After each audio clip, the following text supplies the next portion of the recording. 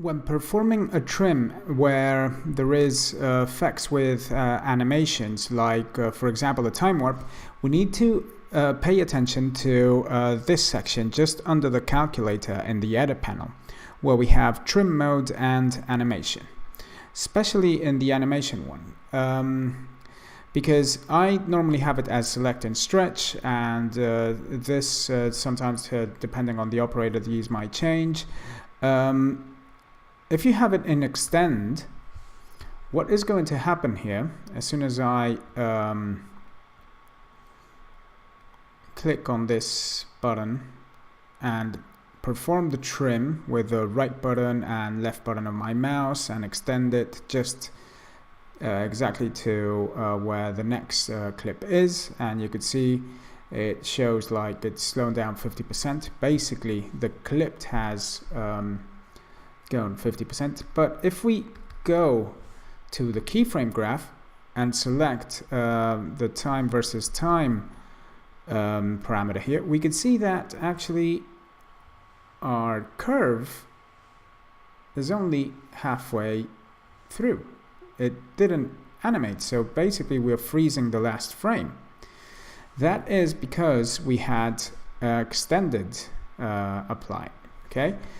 Now I'm gonna swap these two, and I'm gonna change the animation to stretch and do again the same thing. Move my active frame to the end, press the middle button of my mouse and extend, stretch my clip until I meet the next clip in the timeline. And I double click, go to the keyframe graph, select my time versus time, and now I can see there that now my time versus time parameter has completely adapted to the new duration of the clip. So it is important to see what setting you have here when you're doing this operation. Why? Because if you're dealing with animations from different effects and everything, this is going to change how that is going to work.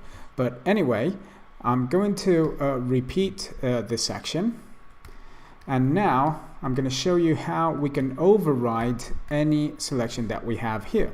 So basically I'm going to leave it as stretch, and I'm going to do a fade from black here. Okay, and I can see, all right, that is adjusting to that duration, but I do want to extend the clip, but I don't want to leave that effect as it is there. I actually wanted to get hold of the whole length of the clip. I'm going to select it, and while I'm pressing Alt in my keyboard, I'm going to move the active frame to the end of the shot, press the left button of my mouse and drag both of them until I meet the next clip in the timeline. And by pressing the Alt button, what I'm doing is I'm overriding the setting of stretch or extend that I have in the animation. So if I have to do an operation where I'm extending an effect, but I don't want to change the keyframes or the other way around, I can override the setting that I normally have without having to actually select it myself. So just adapt it to however you want to work. I prefer working with trim mode in select and in stretch.